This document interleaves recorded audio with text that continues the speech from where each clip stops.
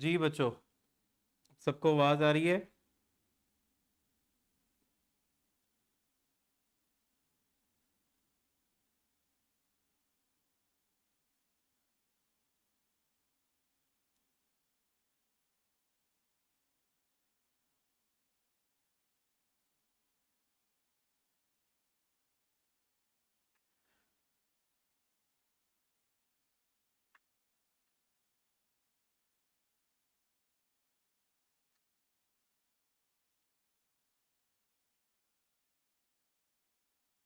जी, second year जो है वो शुरू हो गई है।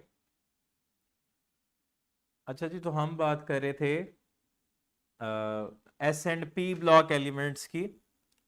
तो हमारे पास ये जो मॉडर्न पीरियोडिक टेबल है, ये प्रेजेंट किया है मोजले ने। और on the basis of atomic number इसने एलिमेंट्स को अरेंज किया।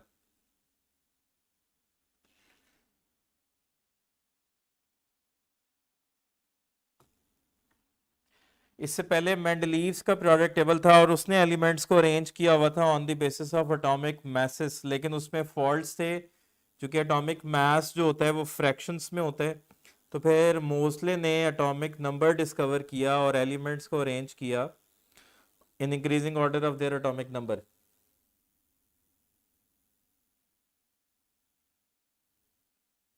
नहीं, सिलेबस में जो है वो हमारे पास सिर्फ रिएक्शंस हैं ग्रुप 1 और 2 और 3 के। सिर्फ हमने ग्रुप 1, ग्रुप 2 और ग्रुप 3 ए जो है इनके रिएक्शंस पढ़ने हैं वाटर, ऑक्सीजन, नाइट्रोजन और क्लोरीन के साथ।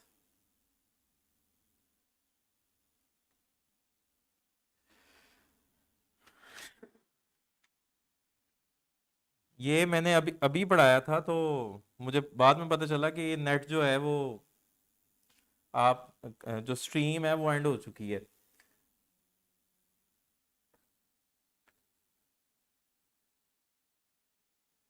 जी सर।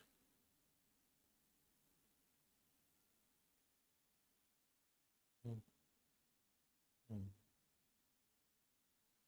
हम्म। ठीक है। ठीक है।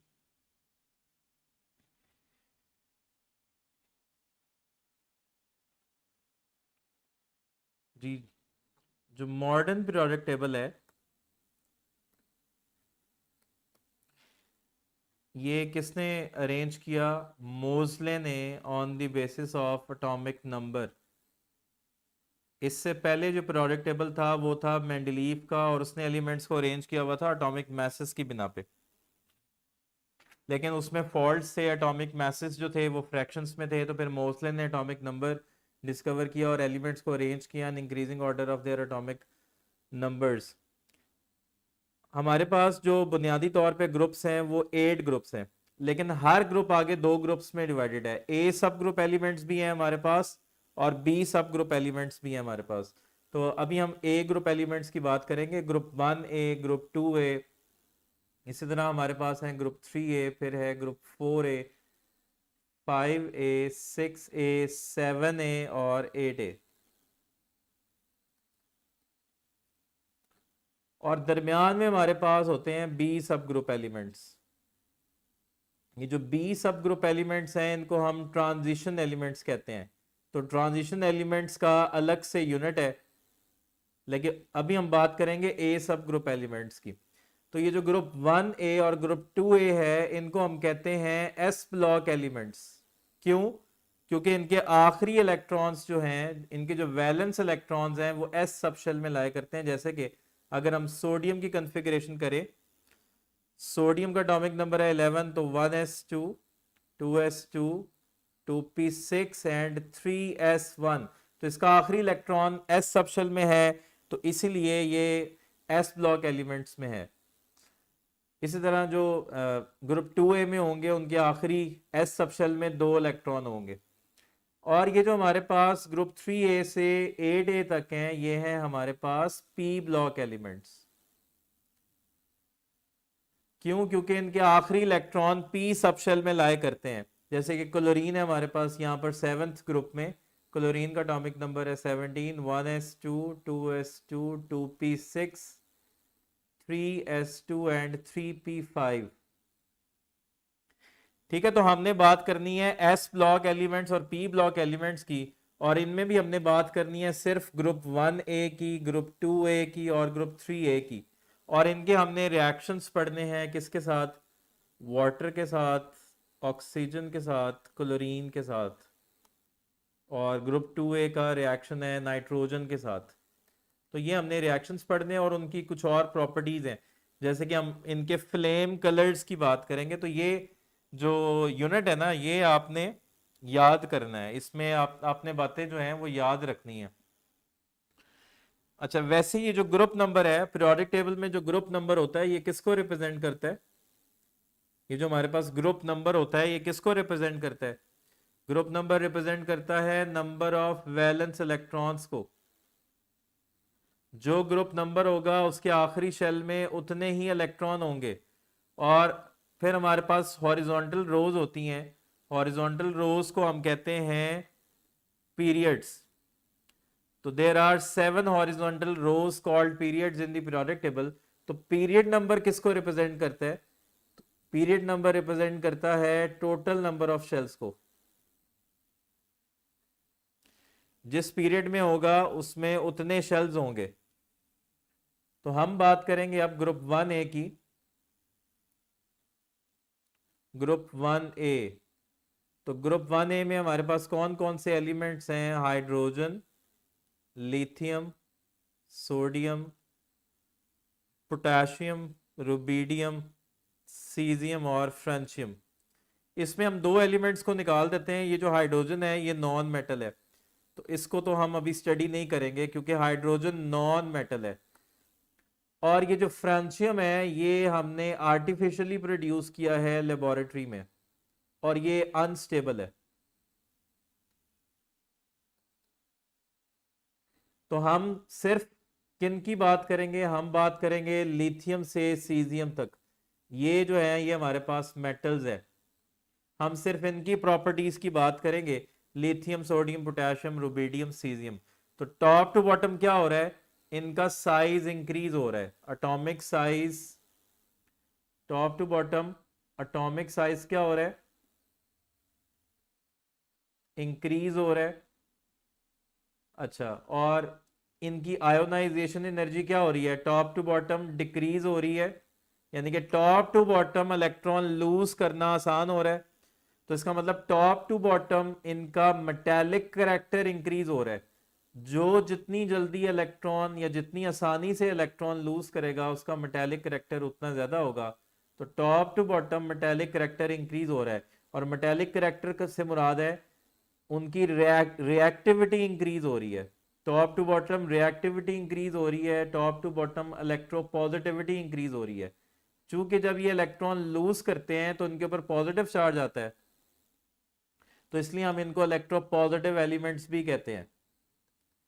ठीक है, top to bottom atomic size increase हो रहा है, top to bottom ionisation energy decrease हो रही है, top to bottom electron affinity भी डिक्रीज हो रही है, top to bottom electron lose करने का ट्रेंड ज्यादा हो रहा है, तो top to bottom metallic character ज्यादा हो रहा है, टॉप टू बॉटम इनकी रिएक्टिविटी ज्यादा हो रही है, और टॉप टू बॉटम इनकी इलेक्ट्रोपॉजिटिविटी ज्यादा हो रही है। ग्रुप 1A को हम क्या नाम देते हैं? ग्रुप 1A को हम कहते हैं अल्कली मेटल्स। एक तो ये मेटल्स हैं, मेटल्स का काम होता है इलेक्ट्रॉन लूज करना। दूसरा, एल्कली का मतलब होता है बेस, यानी कि ये वाटर में डिसॉल्व होके एल्कली बनाते हैं, जैसे कि सोडियम हाइड्रोक्साइड। लेकिन एक्चुअली ये जो एल्कली वर्ड है ये अरेबिक में इसका मतलब होता है ऐश।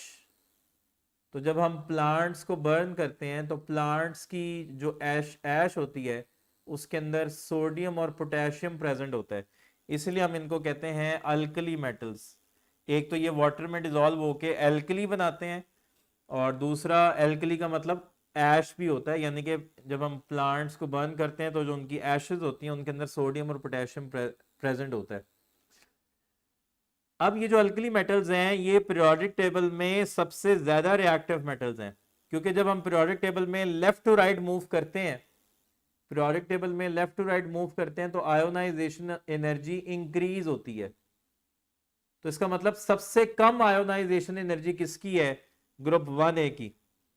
तो इसका मतलब ग्रुप 1A की आयोनाइजेशन एनर्जी सबसे कम है, तो इसका मतलब ये सबसे ज्यादा रिएक्टिव मेटल्स हैं पीरियोडिक टेबल में। पीरियोडिक टेबल में सबसे ज्यादा रिएक्टिव मेटल्स कौन है? Group 1A। अच्छा, अब इनका एक फ्लेम कलर की हम बात करेंगे कि ये जो मेटल्स है ना, ये फ्लेम कलर शो करते हैं। फ्लेम टेस्ट क्या होता है? इन एलिमेंट्स को अगर हम फ्लेम के ऊपर हीट करें तो ये एक खास कलर शो करते हैं उस फ्लेम के ऊपर, तो हमारे पास होता है फ्लेम टेस्ट। फ्लेम टेस्ट हम किससे परफॉर्म करते हैं? या तो होती है हमारे पास प्लैटिनम वायर, और या होती है हमारे पास नाइक्रोम। नाइक्रोम जो है ना, ये एलॉय है, निकल क्रोमियम एलॉय है।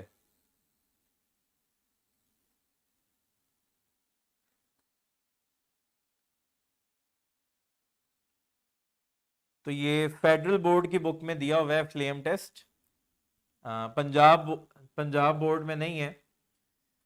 तो ये जो फ्लेम टेस्ट है ये फेडरल बोर्ड की बुक में गिवन है जी। प्लैटिनम वायर लेते हैं या हम नाइक्रोम लेते हैं, निकल क्रोमियम एलॉय होता है, इन दोनों में से कोई भी एक इस्तेमाल करना है आपने, या प्लैटिनम वायर या नाइक्रोम। फिर आपने इस वायर को डिप कर देना है हाइड्रोक्लोरिक एसिड में। इस वायर को, ये आपके पास वायर है, इस वायर को आपने डिप कर देना है हाइड्रोक्लोरिक एसिड सॉल्यूशन में।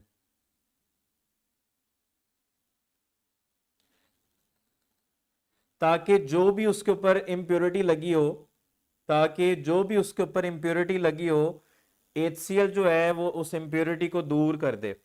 और फिर आपने उसको जो है ना, उस वायर को निकाल के बंसन बर्नर के ऊपर, फ्लेम के ऊपर आपने इस वायर को फिर हीट करना है उस फ्लेम के ऊपर, और इसको फिर से आपने HCl सॉल्यूशन में डालना है, और फिर से आपने इसको फ्लेम पे हीट करना है। आपने तब तक ये प्रोसीजर फॉलो करना है जब तक फ्लेम का कोई कलर ना हो।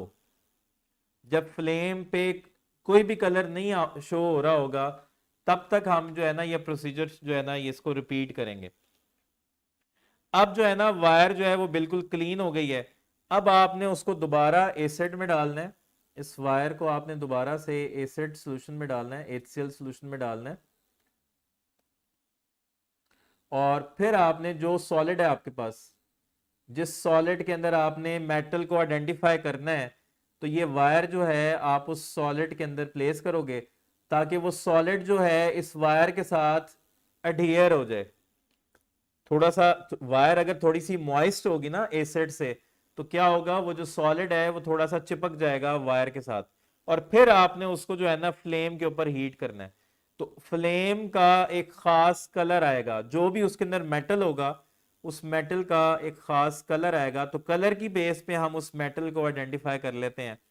अगर आपका फ्लेम का कलर जो है वो बहुत वीक आ रहा है, तो आप उसको दोबारा से एसिड में डालो और फिर से उस कंपाउंड में डालो, और दोबारा से उसको फ्लेम के ऊपर हीट करो। ठीक है, तो इस तरह आपको डिफरेंट कलर्स आएंगे। तो जो लिथियम है, इसका कलर क्या होता है? लिथियम का कलर होगा क्रिम्सन रेड। ये कलर्स आपने याद करने हैं। सोडियम का कलर क्या होता है? जी ये सबको पता है, सोडियम होता है गोल्डन येलो। पोटेशियम क्या होता है? पोटेशियम होता है वॉयलेट। रुबीडियम क्या होता है? रेड होता है या रेडिश वॉयलेट होता है।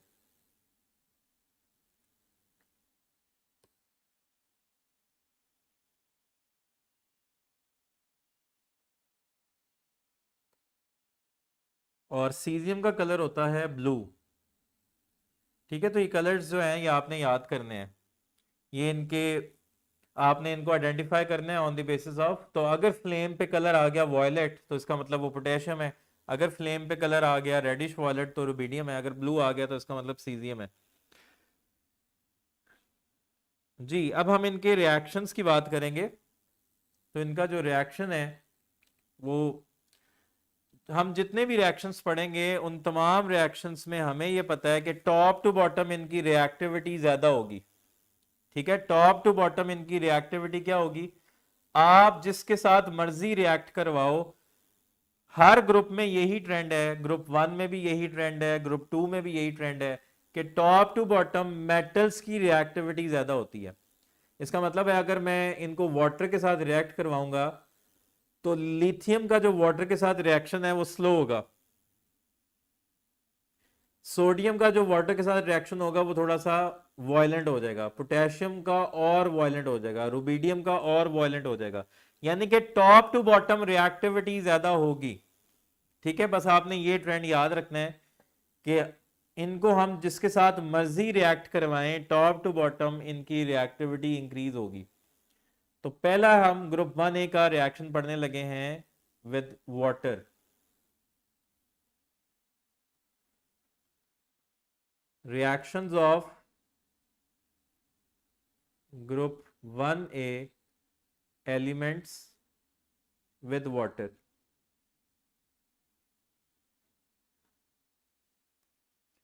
जी, टॉप टू बॉटम इनकी रिएक्टिविटी ज्यादा होगी, यानी कि वाटर के साथ इनकी जो रिएक्टिविटी है वो क्या होगी, ज्यादा होगी। और इनका जो वाटर के साथ रिएक्शन है ये एक्सोथर्मिक रिएक्शन होता है। इन सब का वाटर के साथ जो रिएक्शन होगा वो क्या होगा, एक्सोथर्मिक।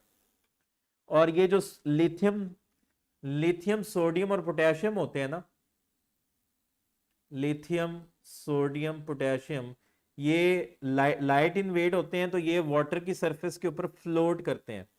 इनका जो स्मॉल पीस होता है लिथियम का, सोडियम का, पोटेशियम का, ये वाटर की सरफेस के ऊपर फ्लोट करता है, floats on the surface of water.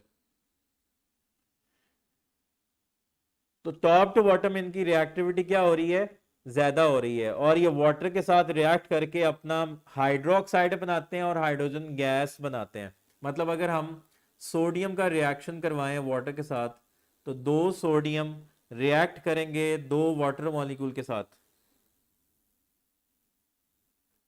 और वाटर को हम ऐसे भी लिख सकते हैं ना, HOH, वाटर को हम ऐसे भी लिख सकते हैं HOH।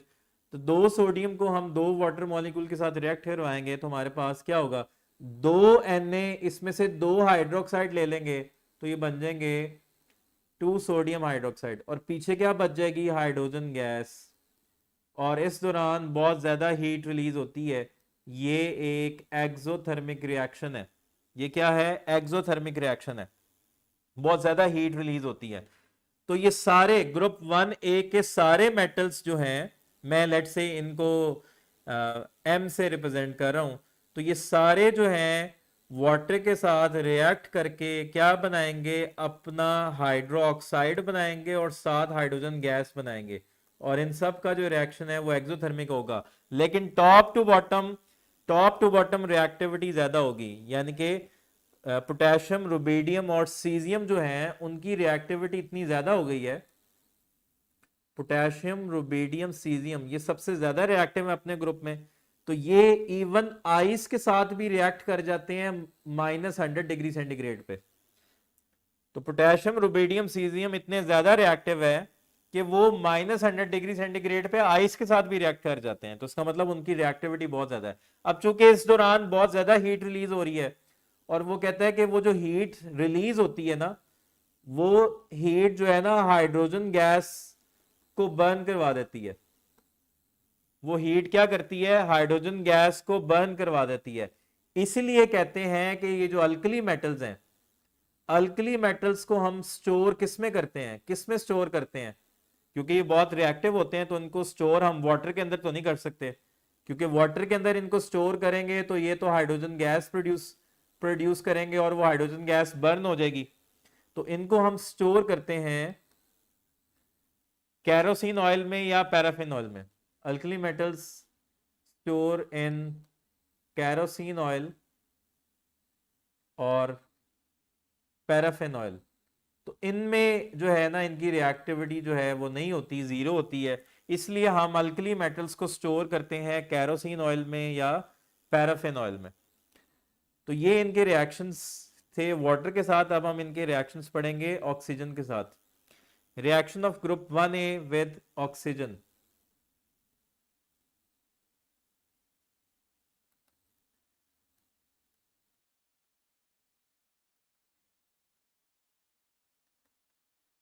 अच्छा जी, अगेन वही ट्रेंड है, टॉप टू बॉटम रिएक्टिविटी ज्यादा होगी, तो इसका मतलब लिथियम का जो ऑक्सीजन के साथ रिएक्शन है वो स्लो होगा, सोडियम का ऑक्सीजन के साथ रिएक्शन थोड़ा सा वायलेंट हो जाएगा, पोटेशियम का और वायलेंट हो जाएगा, और सिर्फ सिर्फ रिएक्शन तेज नहीं होगा बल्कि उनके ऑक्साइड की नेचर भी चेंज हो जाएगी। ठीक है, उनके जो ऑक्साइड हैं उनकी नेचर भी चेंज हो जाएगी। मतलब चूंकि लिथियम सबसे कम रिएक्टिव है इसमें, तो जब लिथियम ऑक्सीजन के साथ मिलता है तो लिथियम जो है वो नॉर्मल ऑक्साइड बनाता है,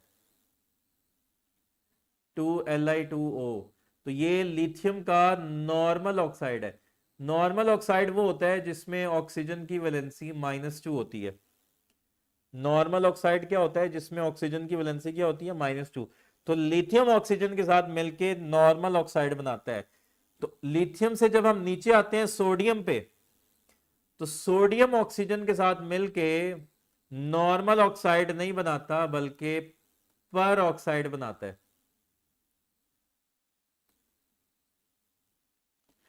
Na2O2। तो ये सोडियम पर ऑक्साइड है, और पर ऑक्साइड में ऑक्सीजन की वैलेंसी होती है -1। पर ऑक्साइड में ऑक्सीजन की वैलेंसी क्या होती है? -1। चूंकि लिथियम कम रिएक्टिव था तो लिथियम ने नॉर्मल ऑक्साइड बनाया, लेकिन सोडियम पे आए तो सोडियम की रिएक्टिविटी ज्यादा होगी तो सोडियम ने पर ऑक्साइड बनाया।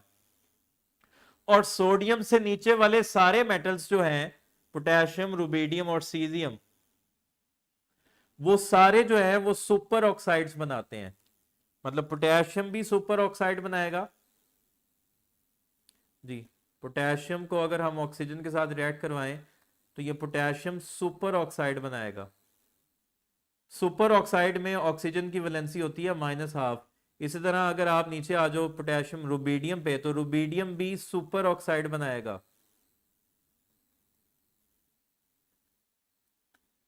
इसी तरह अगर आप सीजियम की बात करोगे तो सीजियम भी सुपर ऑक्साइड बनाएगा। इसमें ऑक्सीजन की वैलेंसी क्या है? -1/2। तो सिर्फ लिथियम जो है वो नॉर्मल ऑक्साइड बना रहा है, उससे नीचे सोडियम पे आए तो सोडियम पर ऑक्साइड बनाएगा, और उससे नीचे वाले सारे सुपर ऑक्साइड्स बनाएंगे। अच्छा, अगर आप सोडियम का नॉर्मल ऑक्साइड बनाना चाह रहे हो तो सोडियम का नॉर्मल ऑक्साइड आप डायरेक्ट नहीं बना सकते, क्योंकि सोडियम का डायरेक्ट हम क्या बना सकते हैं? सोडियम को जब हम डायरेक्ट ऑक्सीजन के साथ मिलाते हैं तो पर ऑक्साइड बनाता है। तो अगर आपने सोडियम का नॉर्मल ऑक्साइड बनाना है तो वो आप पर ऑक्साइड से बनाओगे। अगर हम सोडियम पर ऑक्साइड को सोडियम के साथ रिएक्ट करवाएंगे तो फिर सोडियम नॉर्मल ऑक्साइड बन जाएगा। तो अब ये नॉर्मल ऑक्साइड है।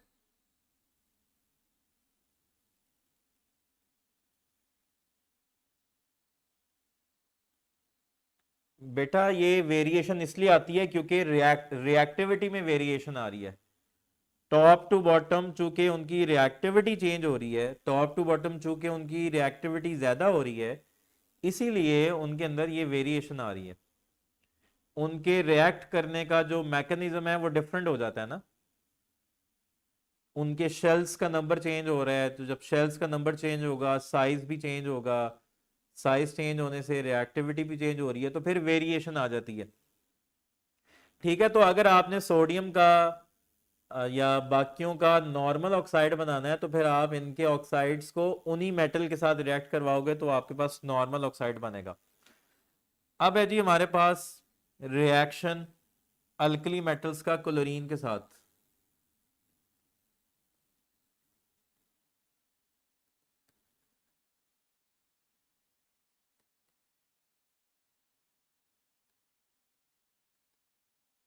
यानी कि ग्रुप 1A का रिएक्शन क्लोरीन के साथ। तो हमें पता है ग्रुप वन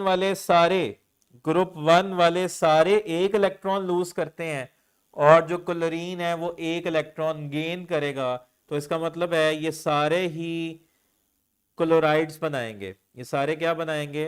क्लोराइड्स बनाएंगे। लेकिन ट्रेंड वही है, टॉप टू बॉटम रिएक्टिविटी ज्यादा होगी। मतलब लिथियम का रिएक्शन स्लो होगा क्लोरीन के साथ, सोडियम का उससे फास्ट हो जाएगा, पोटेशियम का उससे फास्ट हो जाएगा।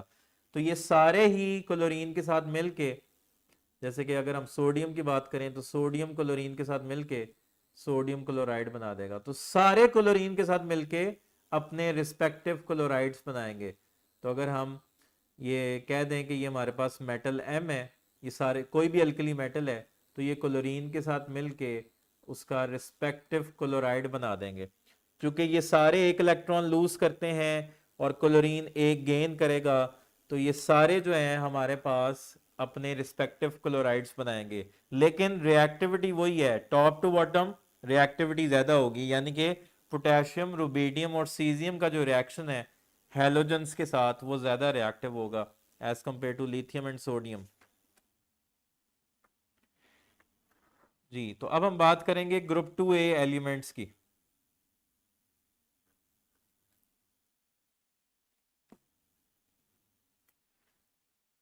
तो ग्रुप 2A में हमारे पास कौन कौन से एलिमेंट्स हैं, आप लोगों को याद है ग्रुप 2A?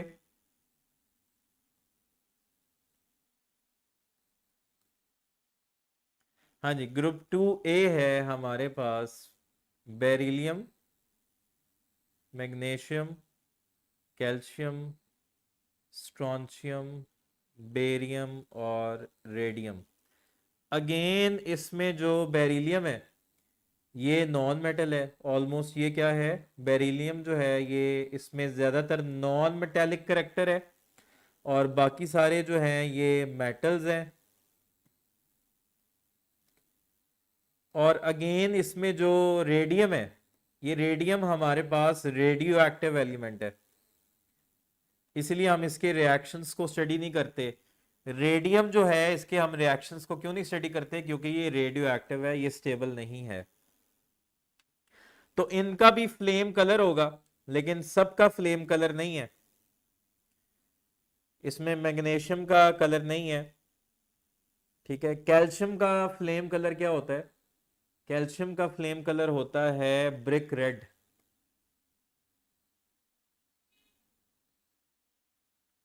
स्ट्रॉन्शियम का फ्लेम कलर होता है क्रिम्सन रेड।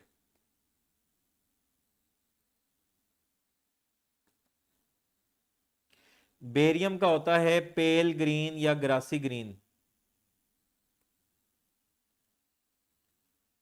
पेल ग्रीन या ग्रासी ग्रीन। तो इन तीनों का जो है ना ये हमारे पास फ्लेम कलर होता है, ठीक है। तो ये कलर्स आपने याद करने हैं। तो अगेन इनमें भी वही ट्रेंड है, टॉप टू बॉटम क्या होगा, top to bottom atomic size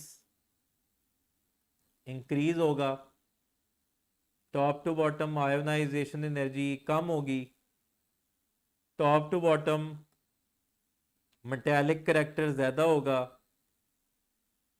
यानी कि जो बेरियम है वो ज्यादा स्ट्रॉन्ग, उसमें ज्यादा मेटेलिक करेक्टर है। नहीं, पीरियड इंक्लूड नहीं है।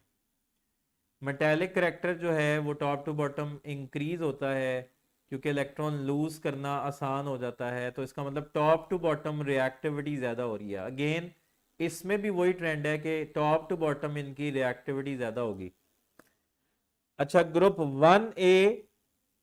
1A और ग्रुप 2A में कौन ज्यादा रिएक्टिव है? जी बच्चों, ग्रुप 1A और ग्रुप 2A में कौन ज्यादा रिएक्टिव है?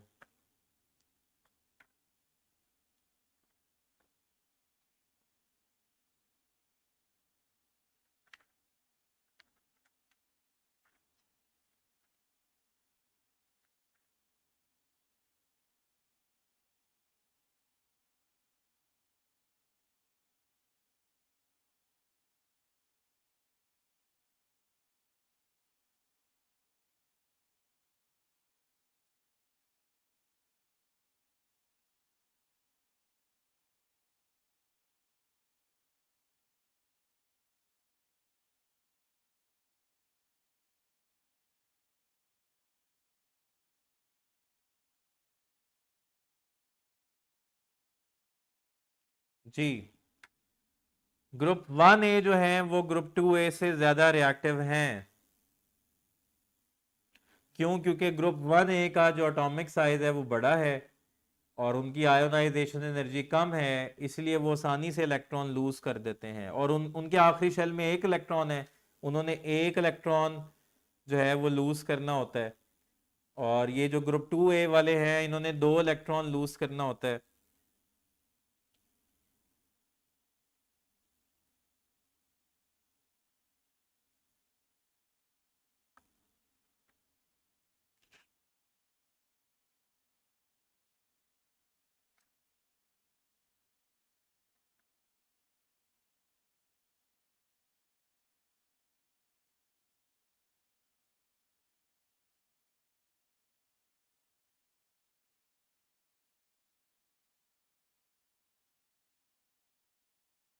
जी, तो हम इनके रिएक्शंस की बात करेंगे।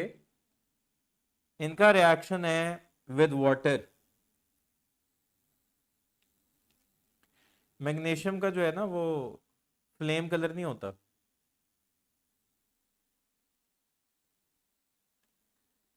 Reaction of group 2A with water. पहला इनका जो रिएक्शन है वो वाटर के साथ है। अच्छा, इनमें जो है ना, क्योंकि टॉप टू बॉटम रिएक्टिविटी ज्यादा हो रही है, तो इनमें जो ट्रेंड है उसको जरा आपने समझना है। टॉप टू बॉटम रिएक्टिविटी ज्यादा हो रही है, तो ये जो बेरिलियम है, चूंकि ये लीस्ट रिएक्टिव है, तो बेरिलियम का कोई रिएक्शन नहीं है वाटर के साथ। Beryllium has no reaction with water.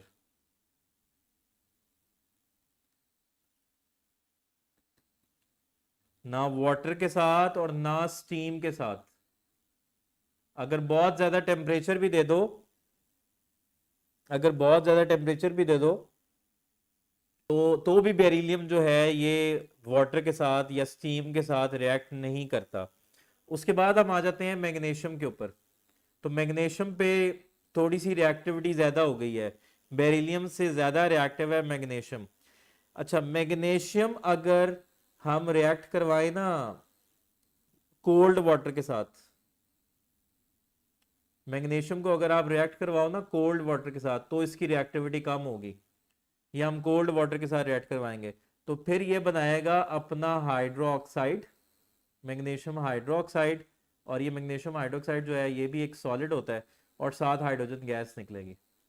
लेकिन चूंकि ये मैग्नीशियम हाइड्रोक्साइड जब बनता है ना, ये इनसॉल्युबल होता है पानी में, तो ये मजीद ये बैरियर बन जाता है, ये मजीद मैग्नीशियम को वाटर के साथ रिएक्ट नहीं होने देता। ठीक है, मैग्नीशियम की हम बात कर रहे हैं। मैग्नीशियम को जब आप कोल्ड वाटर के साथ रिएक्ट करवाते हो, मतलब आपके पास एक मैग्नीशियम रिबन होता है, वो मैग्नीशियम रिबन आपने पानी में डाल दिया कोल्ड वाटर में, तो पहले मैग्नीशियम जो है ना वो मैग्नीशियम हाइड्रोक्साइड बनाएगा और हाइड्रोजन गैस बनेगी, तो वहां पर बबल्स प्रोड्यूस होंगे हाइड्रोजन गैस के। लेकिन चूंकि मैग्नीशियम हाइड्रोक्साइड जो है ये इनसॉल्युबल है पानी में, तो ये जो है बैरियर बन जाएगा किसके लिए, मैग्नीशियम के लिए, कि मैग्नीशियम मजीद और वाटर के साथ रिएक्ट नहीं करेगा। तो ये तो इसका रिएक्शन है कोल्ड वाटर के साथ। लेकिन अगर हम, जी कलर जरूरी है याद करना, लेकिन अगर हम मैग्नीशियम को स्टीम के साथ रिएक्ट करवाएं तो फिर इसका प्रोडक्ट कुछ और होगा। अगर हम मैग्नीशियम को रिएक्ट करवाएं स्टीम के साथ, gas, water in the form of steam 100 degree centigrade से अबव टेम्परेचर है, तो अब ये बनाएगा मैग्नीशियम ऑक्साइड और हाइड्रोजन गैस। तो ये जो प्रोडक्ट है ये आपने याद रखना है। जब मैग्नीशियम कोल्ड वाटर के साथ रिएक्ट कर रहा है तो मैग्नीशियम हाइड्रोक्साइड बनेगा, और जब मैग्नीशियम स्टीम के साथ रिएक्ट करेगा तो मैग्नीशियम ऑक्साइड बनेगा। और इनके जो ऑक्साइड्स बनते हैं ना, ये सारे वाइट क्रिस्टलाइन सॉलिड होते हैं। और इसके बाद आते हैं हमारे पास कैल्शियम, स्ट्रोंशियम और बेरियम। तो कैल्शियम, स्ट्रोंशियम और बेरियम ये सारे जो हैं ये बहुत ज्यादा रिएक्टिव हैं। कैल्शियम, स्ट्रोंशियम, बेरियम ये तीनों रिएक्ट कर जाते हैं कोल्ड वाटर के साथ, क्योंकि इनकी रिएक्टिविटी ज्यादा हो गई। तो ये सारे कोल्ड वाटर के साथ रिएक्ट करके इन सब का एक ही प्रोडक्ट होता है, और वो क्या होता है कि ये सारे वाटर के साथ रिएक्ट करके अपने हाइड्रो ऑक्साइड्स बनाते हैं और हाइड्रोजन गैस बनाते हैं।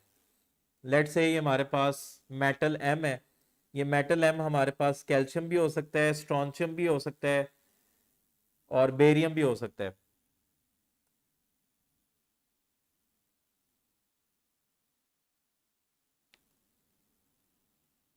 जी, मैग्नीशियम का जो रिएक्शन है ना कोल्ड वाटर के साथ, वो ना होने के बराबर है। मतलब अगर आप मैग्नीशियम रिबन को पानी में डालो तो शुरू में बस उसका थोड़ा सा रिएक्शन होगा, थोड़ा सा मैग्नीशियम हाइड्रोक्साइड बनेगा, फिर वो मैग्नीशियम हाइड्रोक्साइड बैरियर बन जाएगा बाकी मैग्नीशियम के लिए, और वो मैग्नीशियम को मजीद रिएक्ट नहीं करने देगा। तो ओवरऑल हम यही कह सकते हैं कि मैग्नीशियम का जो रिएक्शन है कोल्ड वाटर के साथ वो ना होने के बराबर है। अभी हम सॉल्युबिलिटी को डिस्कस करते हैं। जी, तो ये हमारे पास मेटल है, इनमें से कोई भी मेटल हो सकता है, ये कैल्शियम भी हो सकता है, स्ट्रॉन्शियम भी हो सकता है, बेरियम भी हो सकता है। तो ये जो मेटल्स हैं ये हमेशा वाटर के साथ रिएक्ट करेंगे और ये अपना रिस्पेक्टिव हाइड्रो ऑक्साइड बनाएंगे। और ये जो हाइड्रो ऑक्साइड है ये बेस है, इसको हम बेस कहते हैं।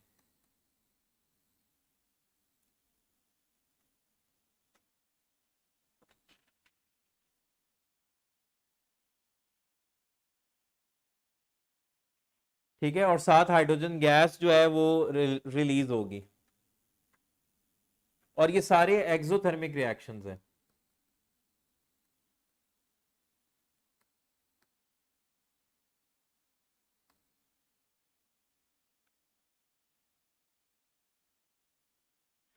अब हम इनके रिएक्शंस पढ़ेंगे ऑक्सीजन के साथ।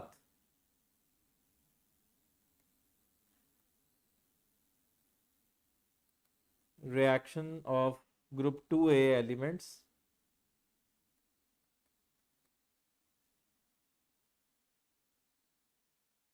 With oxygen.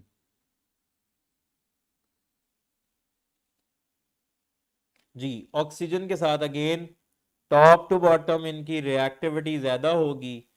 तो जो टॉप पर होगा वो नॉर्मल ऑक्साइड्स बनाएगा, और जो बिल्कुल एंड पर होगा वो जो है वो पर ऑक्साइड बनाएगा।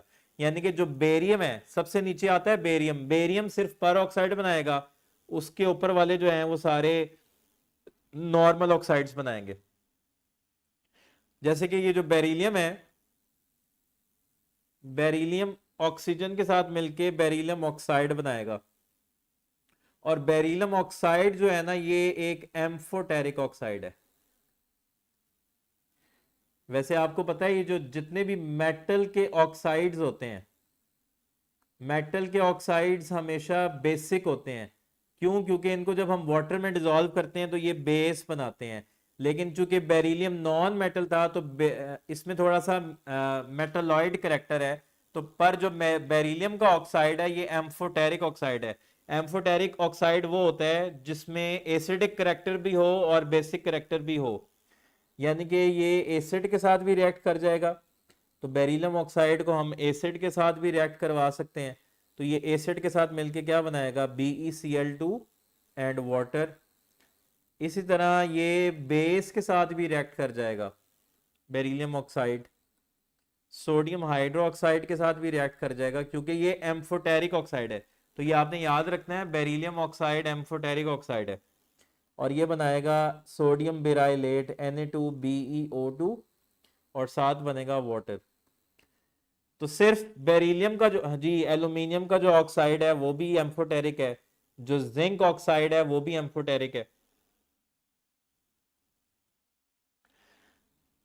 तो ये सारे जो हैं, बेरिलियम ऑक्साइड हो गया, मैग्नीशियम ऑक्साइड हो गया, फिर उसके बाद हमारे पास कैल्शियम ऑक्साइड हो गया, फिर स्ट्रॉन्शियम ऑक्साइड हो गया, और फिर हमारे पास बेरियम ऑक्साइड हो गया। ये सारे ऑक्साइड्स जो हैं ये क्रिस्टलाइन सॉलिड्स हैं। ये सारे हमारे पास क्या हैं, क्रिस्टलाइन सॉलिड है, वाइट क्रिस्टलाइन सॉलिड होते हैं। ये सारे ऑक्साइड्स क्या हैं, वाइट क्रिस्टलाइन सॉलिड्स हैं। तो इनकी अगर हम सॉलिबिलिटी की बात करें तो टॉप टू बॉटम इन ऑक्साइड्स की जो सॉलिबिलिटी है वाटर के अंदर वो इंक्रीज होती है। Solubility increases from top to bottom, मतलब बेरिलियम ऑक्साइड और मैग्नीशियम ऑक्साइड ऑलमोस्ट इनसॉल्युबल है। बेरिलियम ऑक्साइड और मैग्नीशियम ऑक्साइड ये क्वाइट इनसॉल्युबल है, लेकिन ये जो बाकी वाले हैं ये इनकी सॉल्युबिलिटी थोड़ी सी ज़्यादा हो गई है और ये वाटर में डिजोल्व होके हाइड्रो ऑक्साइड्स बनाएंगे। जैसे कि कैल्शियम ऑक्साइड है, इसको जब आप वाटर में डिजोल्व करोगे तो ये क्या बनाएगा, कैल्शियम हाइड्रो ऑक्साइड। तो ये एक बेस है और इसको आप लाइम वाटर भी कहते हो ना, कैल्शियम ऑक्साइड इन वाटर, इसको आप क्या कहते हो, लाइम वाटर।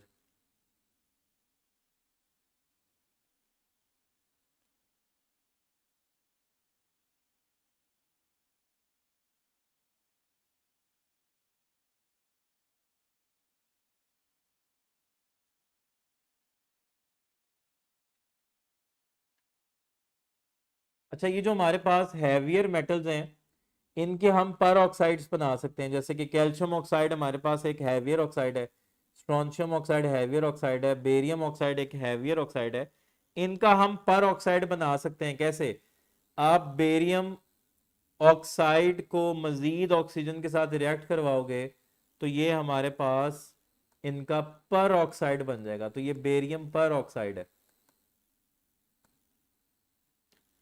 तो ये जो हमारे पास हैवियर ऑक्साइड्स हैं इनको अगर आप मजीद ऑक्सीजन के साथ रिएक्ट करवाओगे तो ये इनका पर ऑक्साइड बन जाएगा।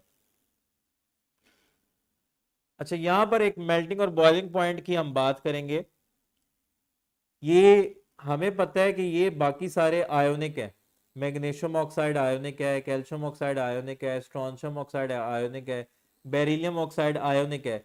इसमें जो सिर्फ बेरिलियम ऑक्साइड है, बेरिलियम ऑक्साइड है, ये कोवलेंट है हमारे पास। क्यों? क्योंकि बेरिलियम जो है वो नॉन मेटल है। तो बेरिलियम ऑक्साइड सिर्फ इसमें कोवलेंट है, बाकी सारे इसमें आयोनिक है।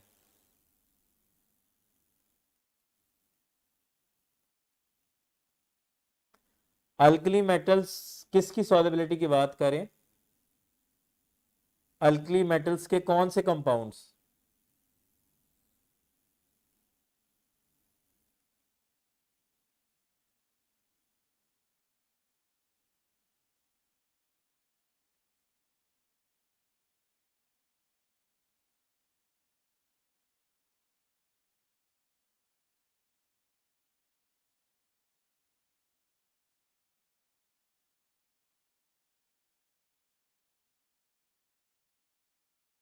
अच्छा जी, अब हम इनका जो रिएक्शन है वो नाइट्रोजन के साथ पढ़ेंगे। Reaction of group 2A elements with nitrogen. ये ग्रुप 2 का हमने रिएक्शन पढ़ना है नाइट्रोजन के साथ।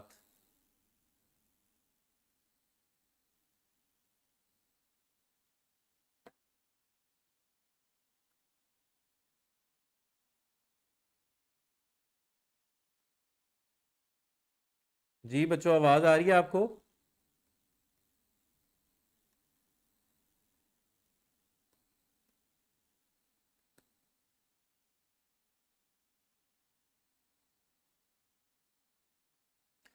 जी, ग्रुप 2A एलिमेंट्स का रिएक्शन नाइट्रोजन के साथ। तो ये बहुत ही सिंपल सा रिएक्शन है। ये सारे ग्रुप 2A के सारे एलिमेंट्स नाइट्रोजन के साथ मिलके नाइट्राइड्स बनाते हैं ऑफ द फॉर्म M3N2। चूंकि नाइट्रोजन की वैलेंसी होती है -3 और इनकी वैलेंसी है +2, तो वैलेंसी शिफ्ट होती है। तो ये जो नाइट्राइड बनाएंगे वो होगा M3N2। तो कैल्शियम जो है वो नाइट्रोजन के साथ मिलके कैल्शियम नाइट्राइड बनाएगा Ca3N2। This is calcium nitride. अच्छा, यहाँ पर बड़ा इंपॉर्टेंट है कि जब हम इनको वाटर के साथ रिएक्ट करवाएंगे ना तो ये अमोनिया गैस रिलीज करते हैं। ये जो इनके नाइट्राइड्स हैं जैसे कि कैल्शियम नाइट्राइड है, अगर हम इसको वाटर के साथ रिएक्ट करवाएं तो ये अमोनिया का सोर्स है। तो यहाँ पर हमारे पास अमोनिया गैस बनेगी और साथ कैल्शियम हाइड्रोक्साइड बनेगा। तो ये सारे ही नाइट्रोजन के साथ रिएक्ट करके नाइट्राइड्स बनाते हैं। ग्रुप 2A एलिमेंट्स कौन सा ऑक्साइड्स बनाते हैं? हमने बात की कि इनके जो ऑक्साइड्स हैं वो बेसिक ऑक्साइड्स होते हैं। सिर्फ बेरिलियम का जो ऑक्साइड है वो एम्फोटेरिक है, बाकी सारे जो ऑक्साइड्स हैं वो बेसिक ऑक्साइड्स हैं।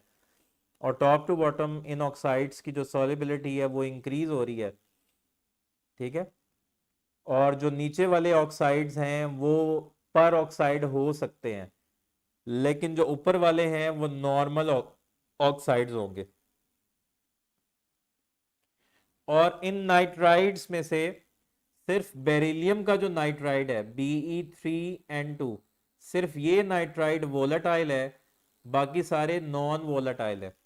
सिर्फ बेरिलियम नाइट्राइड वोलेटाइल है, यानी कि ये आसानी से वेपर्स में कन्वर्ट हो जाता है, बाकी सारे जो हैं वो नॉन वोलेटाइल है।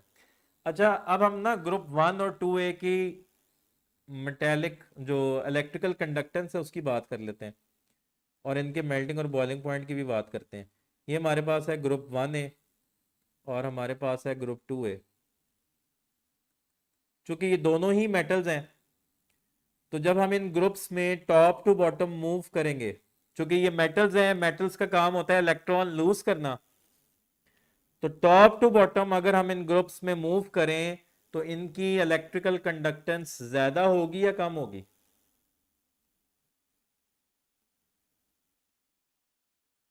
अगर हम टॉप टू बॉटम ग्रुप 1 और ग्रुप 2 में मूव करें टॉप टू बॉटम, तो इनकी इलेक्ट्रिकल कंडक्टेंस इंक्रीज होगी या डिक्रीज होगी?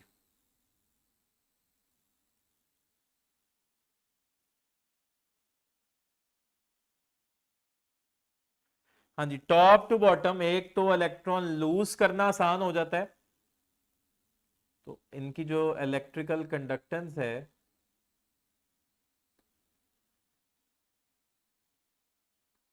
वो टॉप टू बॉटम इंक्रीज होगी। क्यों? क्योंकि एक तो top to bottom electron lose करना आसान होता है, दूसरा क्या होता है, ये देखो, लेट्स से ये हमारे पास है सोडियम आयन, तो सोडियम आयन का साइज स्मॉल है, यहाँ पर सोडियम आयंस हैं, तो सोडियम आयंस और इसके दरमियान इलेक्ट्रॉन्स फ्लो करेंगे। उसके नीचे आए तो हमारे पास आ गया पोटेशियम आयन, पोटेशियम आयन का जो साइज है वो बड़ा, तो इलेक्ट्रॉन्स किस में आसानी से फ्लो कर जाएंगे, जिसका साइज स्मॉल है या जिसका साइज बड़ा है? इलेक्ट्रॉन्स किस में आसानी से फ्लो करेंगे, जिसका एटॉमिक साइज स्मॉल है या जिसका एटॉमिक साइज लार्ज है, बिग है?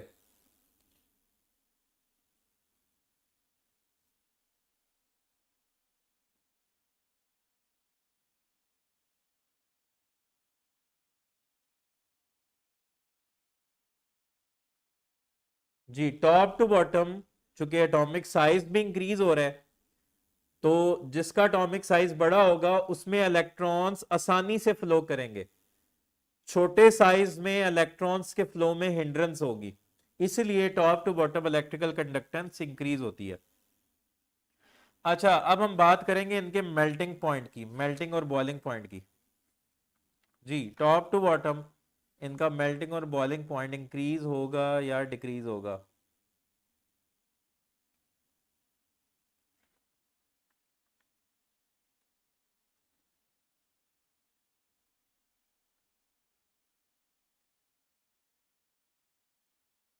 जी, अब हम बात करने लगे हैं इनके मेल्टिंग पॉइंट की, melting point and boiling point.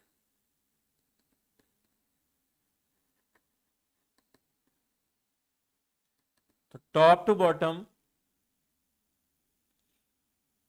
इनका मेल्टिंग और बॉइलिंग पॉइंट इंक्रीज होगा या डिक्रीज होगा?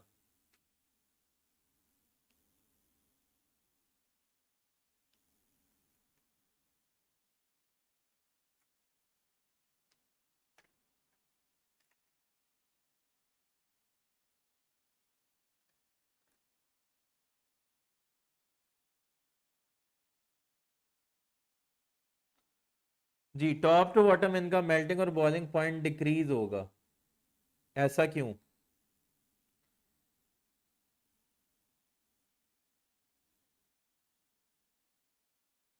तो याद रखना है, मेटल्स के अंदर जो मेल्टिंग और बॉइलिंग पॉइंट है ना, ये डिपेंड करेगा चार्ज टू साइज रेशो पे। मेल्टिंग और बॉइलिंग पॉइंट किस पे डिपेंड करेगा? चार्ज टू साइज रेशो पे। चूंकि अगर हम ग्रुप 1 में मूव कर रहे हैं, लेट से हमारे पास ग्रुप 1A है, तो ग्रुप 1A वालों पे सब पे चार्ज +1 है, लेट से ये हमारे पास लिथियम है, तो लिथियम पे +1 है और इसका साइज स्मॉल है। उसके नीचे आ गए तो हमारे पास सोडियम आ गया, तो सोडियम पे +1 है लेकिन साइज थोड़ा सा बड़ा हो गया है। उसके नीचे आए तो पोटेशियम आया, पोटेशियम पे आए तो साइज और बड़ा हो गया, लेकिन चार्ज तो उतना ही है, +1 ही है लेकिन साइज और बड़ा हो गया। तो charge top to bottom size increase हो रहा है, तो ये जो चार्ज टू साइज रेशो है ये कम होगी। Top to bottom charge to size ratio decrease होगी, तो इसका मतलब है इनका मेल्टिंग और बॉइलिंग पॉइंट भी कम होगा। जिसकी चार्ज टू साइज रेशो ज्यादा है उसका मेल्टिंग पॉइंट ज्यादा है, क्योंकि ये स्ट्रॉन्ग फोर्सेस डेवलप करेगा। ठीक है, तो मेल्टिंग पॉइंट और बॉइलिंग पॉइंट का ताल्लुक किसके साथ है इन मेटल्स के अंदर? मेल्टिंग पॉइंट और बॉइलिंग पॉइंट का ताल्लुक किसके साथ है? चार्ज टू साइज रेशो के साथ। अगर चार्ज टू साइज रेशो ज्यादा है तो स्ट्रॉन्ग फोर्सेस हैं, तो मेल्टिंग और बॉइलिंग पॉइंट भी ज्यादा है। और अगर चार्ज टू साइज रेशो कम है तो फोर्सेस वीक हैं, मेल्टिंग और बॉइलिंग पॉइंट भी कम है।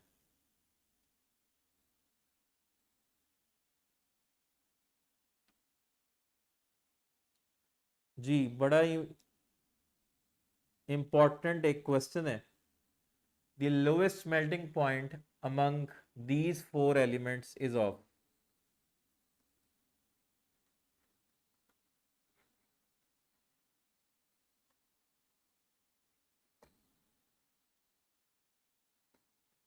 The lowest melting point among these four elements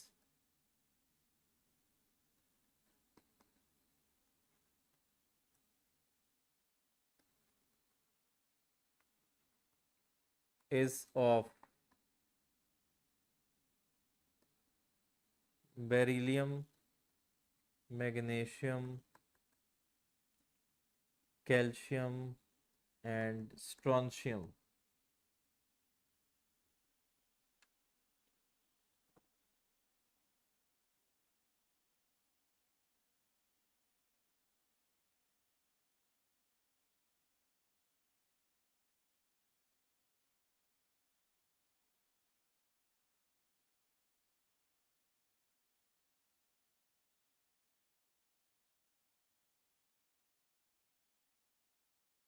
क्या बात है, इसमें कुछ बच्चों को इसका आंसर पता है।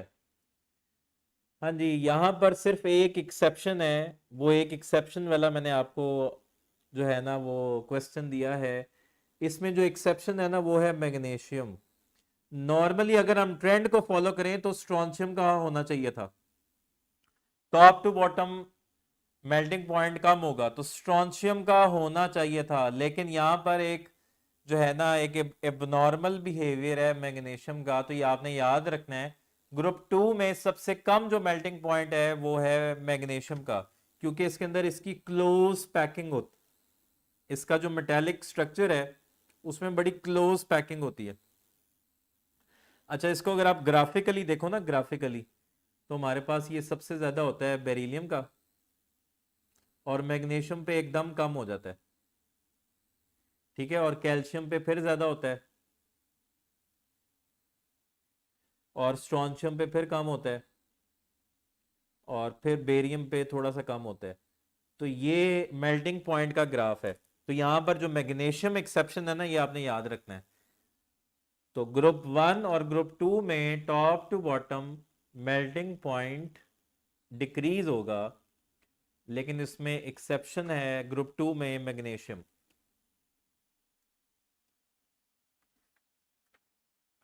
जी, अब हमारे पास सिर्फ रिएक्शन है 3A, ग्रुप 3A एलिमेंट्स में सिर्फ एल्यूमिनियम के।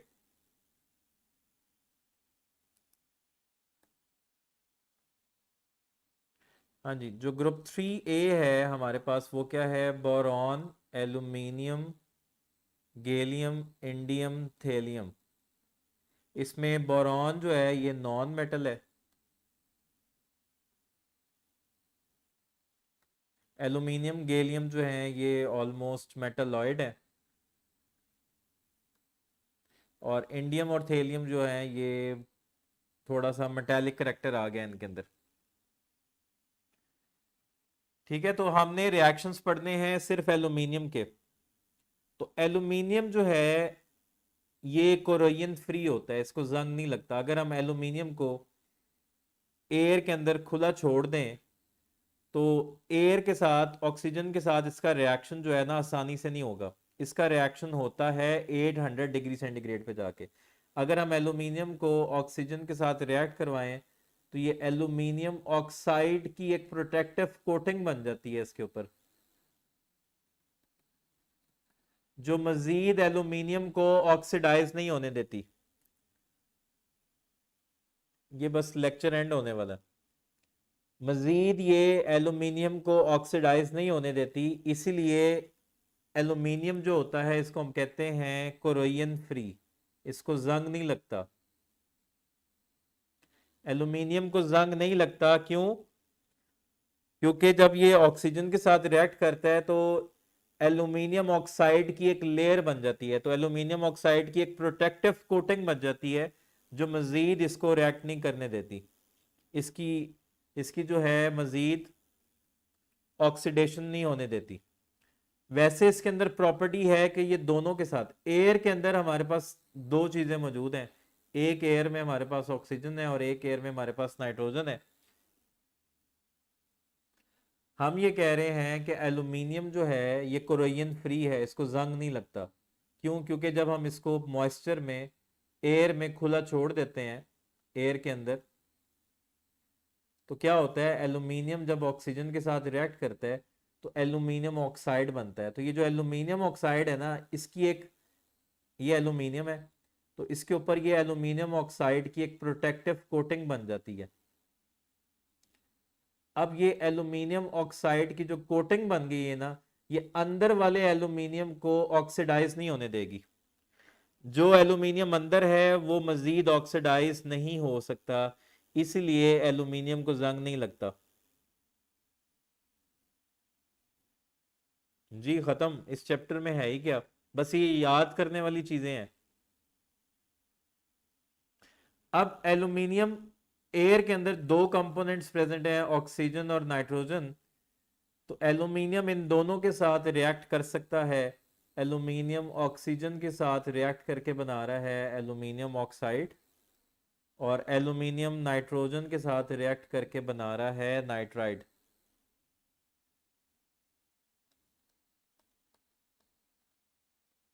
तो इन दोनों रिएक्शंस के दौरान बहुत ज्यादा हीट रिलीज होती है और लाइट रिलीज होती है। इस रिएक्शन के दौरान क्या रिलीज होता है? एक तो हीट रिलीज होती है, दूसरा लाइट रिलीज होती है, एवोल्यूशन ऑफ लाइट होती है, लाइट जो है ना इवॉल्व होती है। इसलिए इसको हम इस्तेमाल करते हैं फ्लैश लाइट फोटोग्राफी में।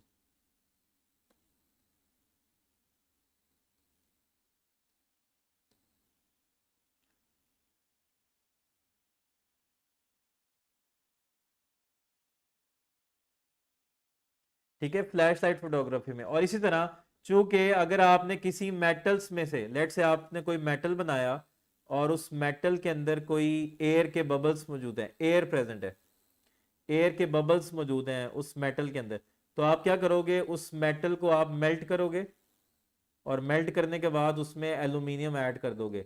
तो चूंकि आपने उस मेटल में से एयर एयर को रिमूव करना है, तो एल्यूमिनियम के अंदर एबिलिटी है कि ये एयर में मौजूद ऑक्सीजन के साथ भी रिएक्ट कर जाएगा और नाइट्रोजन के साथ भी रिएक्ट कर जाएगा और उस मेटल में से एयर के बबल्स को रिमूव कर देगा।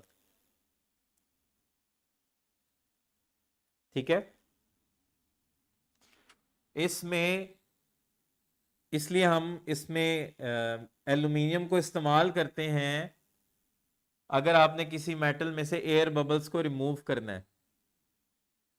तो चूंकि एल्यूमिनियम जो है ये हमारे पास मेटल है, तो एल्यूमिनियम नॉन मेटल्स के साथ रिएक्ट कर सकता है। जैसे कि एल्यूमिनियम क्लोरीन के साथ रिएक्ट कर लेगा तो बना देगा एल्यूमिनियम क्लोराइड।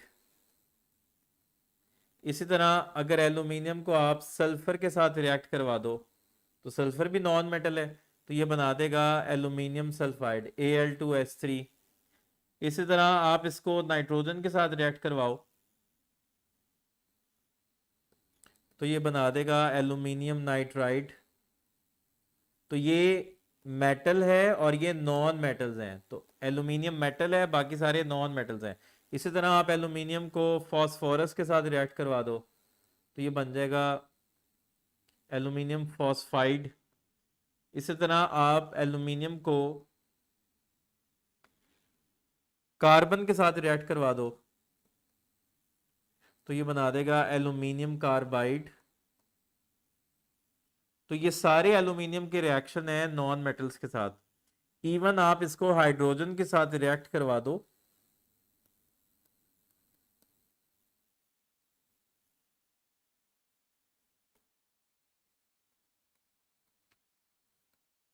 तो ये एल्यूमिनियम हाइड्राइड बनाएगा। तो ये एल्यूमिनियम के रिएक्शन है नॉन मेटल्स के साथ। क्लोरीन के साथ क्लोराइड, सल्फर के साथ सल्फाइड, नाइट्रोजन के साथ नाइट्राइड, फास्फोरस के साथ फॉस्फाइड, कार्बन के साथ कार्बाइड और हाइड्रोजन के साथ हाइड्राइड। अब चूंकि ये एम्फोटेरिक है, एल्यूमिनियम क्या है, मेटलॉइड है, एम्फोटेरिक है, तो इसके अंदर दोनों प्रॉपर्टीज पाई जाती हैं। यानी कि ये एसिड के साथ भी रिएक्ट कर सकता है और ये बेस के साथ भी रिएक्ट कर सकता है। तो इसका रिएक्शन हमारे पास बेस के साथ भी हो सकता है in the presence of water। तो ये बनाएगा sodium aluminate NaAlOH4। This is sodium aluminate.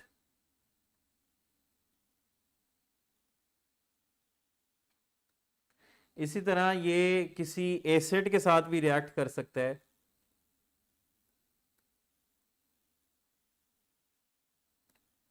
2AlCl3 plus 3H2।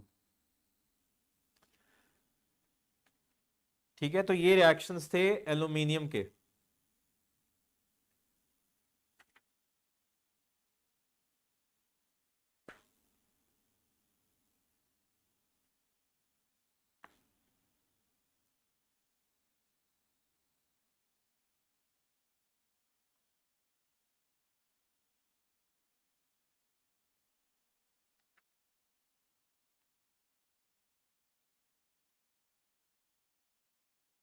जी हमारे पास क्वेश्चन है, oxidation number of particular element can be directly or indirectly inferred from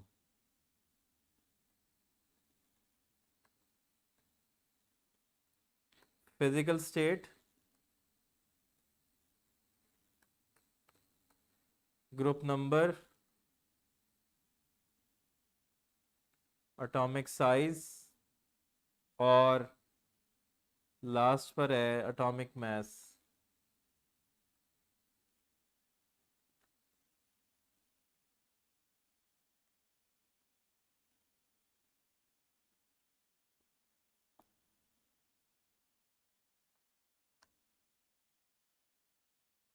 नहीं, इन रिएक्शंस की कंडीशंस मेंशन नहीं करनी।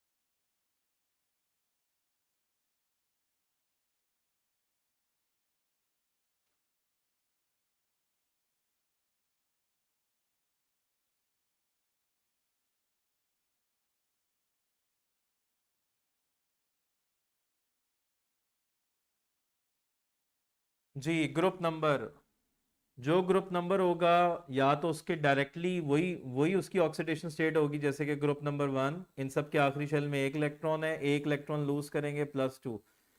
Group 2 वाले 2 इलेक्ट्रॉन लूज करेंगे +2। ग्रुप 3 वाले 3 इलेक्ट्रॉन लूज करेंगे +3। ग्रुप 4 वाले 4 इलेक्ट्रॉन शेयर करते हैं तो उनकी 4 होगी।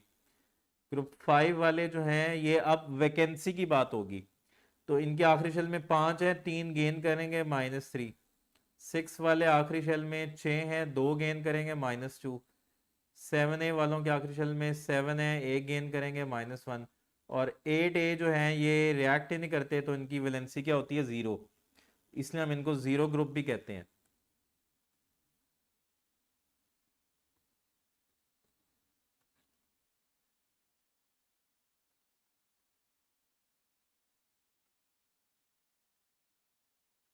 Densities of alkali metals are low due to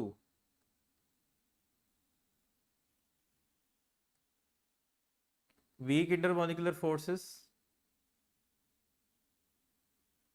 IMF is International Monetary Fund। ठीक है बच्चों, IMF लार्ज एटॉमिक वॉल्यूम,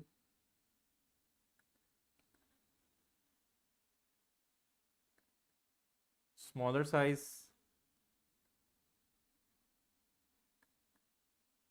बस लेक्चर खत्म होने वाला है। NS1 configuration.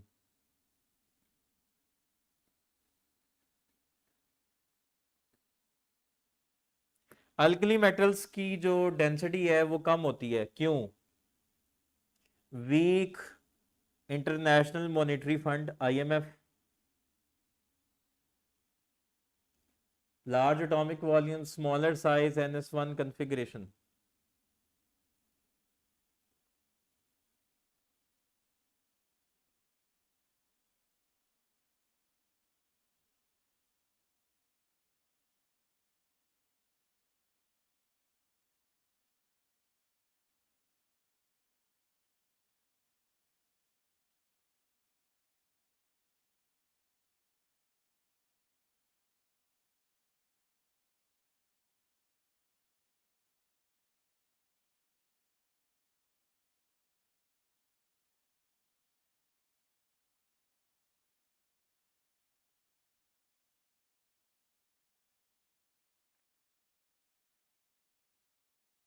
हाँ जी, due to large atomic volume, चूंकि left to right size decrease होता है, तो इसका मतलब इनका एटॉमिक साइज सबसे बड़ा है, तो इनका एटॉमिक वॉल्यूम सबसे ज्यादा है, तो इसलिए डेंसिटी कम है।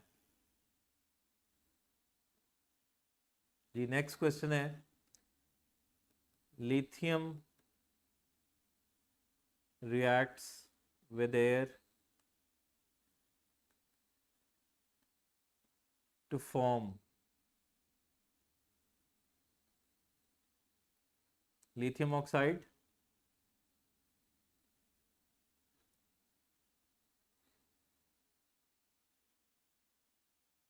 lithium nitride, lithium peroxide and lithium carbonate, और डेल्टा है बोथ ए एंड बी।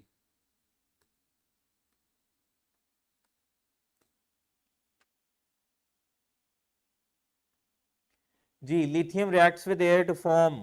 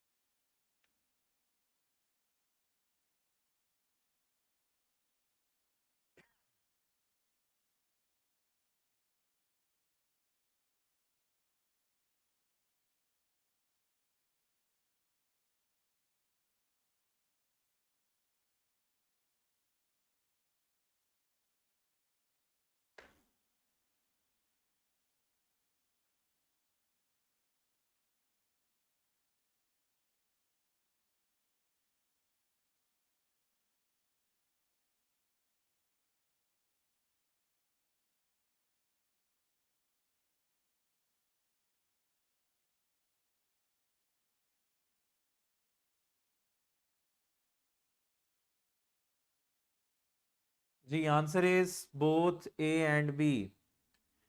जी आपने याद रखना है कि लिथियम एयर के साथ रिएक्ट करेगा, तो एयर के अंदर ऑक्सीजन भी है और नाइट्रोजन भी है, तो लिथियम ऑक्सीजन के साथ नॉर्मल ऑक्साइड बनाएगा, और अपने ग्रुप में वाहिद लिथियम है, अपने ग्रुप में वाहिद लिथियम है जो नाइट्रोजन के साथ भी रिएक्ट करता है, तो ये दोनों चीजें बनाएगा, बोथ ए एंड बी। अपने ग्रुप में ग्रुप वन में सिर्फ लिथियम है जो नाइट्रोजन के साथ रिएक्ट करके नाइट्राइट बनाता है।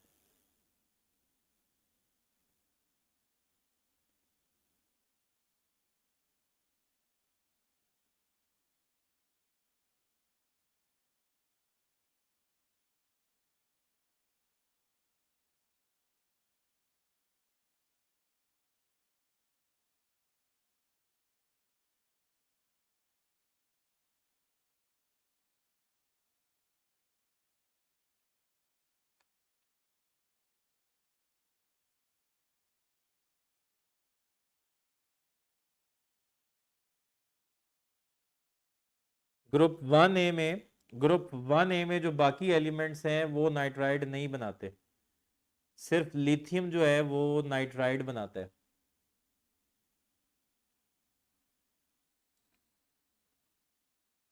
जी नेक्स्ट क्वेश्चन है, correct order of melting point of group two A elements.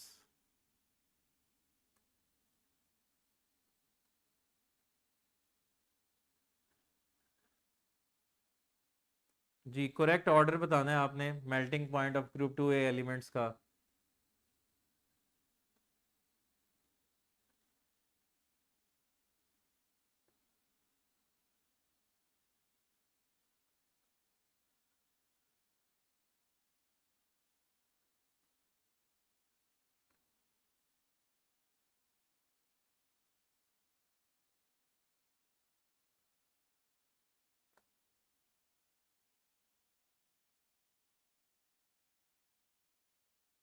No ये इसमें कोई रीजन नहीं है, ये इसका स्मॉल साइज है।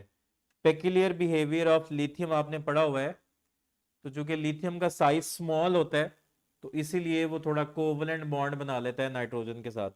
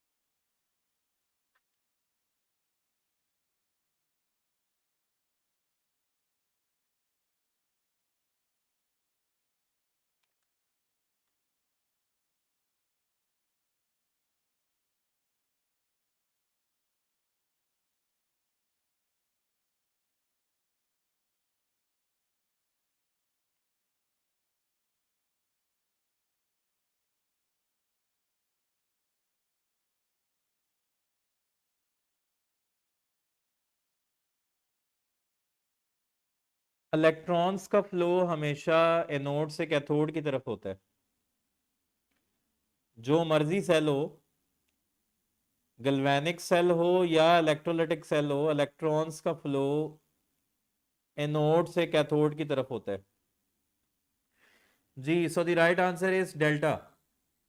बेरिलियम का सबसे ज्यादा, उससे कम मैग्नीशियम का होना चाहिए, लेकिन मैग्नीशियम का सबसे कम होता है, और फिर उससे कम है कैल्शियम का, और सबसे कम है मैग्नीशियम का। So the right answer is delta.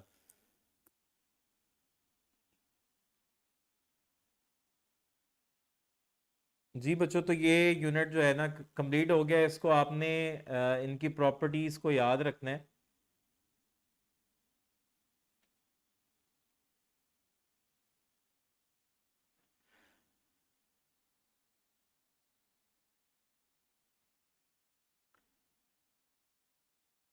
अच्छा ये हमारे पास फिजिकल प्रॉपर्टी में एक ट्रेंड है आखिरी। ये हमारे पास, मैं ये थर्ड पीरियड की बात कर रहा हूँ। थर्ड पीरियड में मैं ये आपको एक ट्रेंड शो कर रहा हूँ।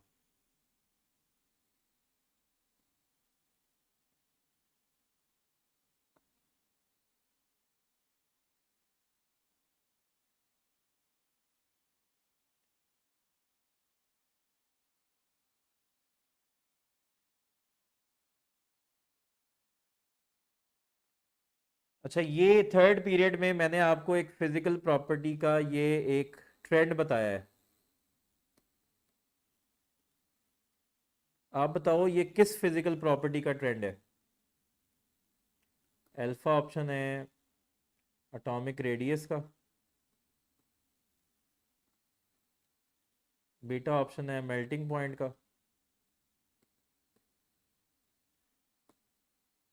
चार्ली है इलेक्ट्रॉन अफिनिटी का, और डेल्टा है आयोनाइजेशन एनर्जी का।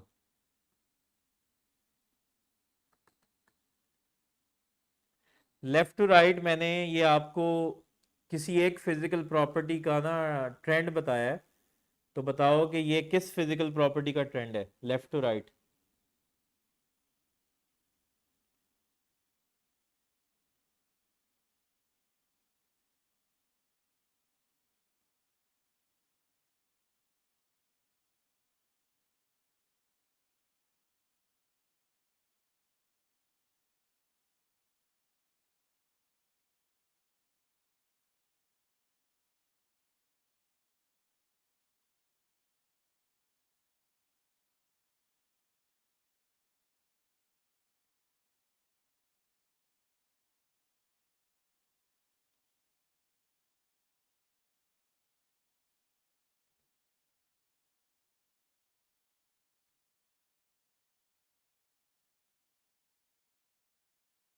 जी, तो ये ट्रेंड है जी आयोनाइजेशन एनर्जी का। अच्छा बच्चों, तो ये था G S and P block elements. इसको आपने जो रिएक्शंस हैं और इनके जो फ्लेम कलर्स हैं और इन ट्रेंड्स को, मतलब इस यूनिट में भी आपको ट्रेंड से रिलेटेड बातें आएंगी। ठीक है, जो हमने केमिकल बॉन्डिंग में भी ट्रेंड्स पढ़े थे, ionisation energy, electron affinity, atomic radius, electronegativity, और इसमें मेल्टिंग और बॉइलिंग पॉइंट भी आ जाएगा, और इलेक्ट्रिकल कंडक्टेंस भी है जो हमने ग्रुप 1 ए और ग्रुप 2 ए की बात की। तो फ्लेम कलर्स, इनके रिएक्शंस और ये प्रॉपर्टीज, ये ट्रेंड्स आपने जो है ना याद करने हैं। तो इंशाल्लाह अब हम नेक्स्ट लेक्चर में स्टार्ट करेंगे ट्रांजिशन एलिमेंट्स को।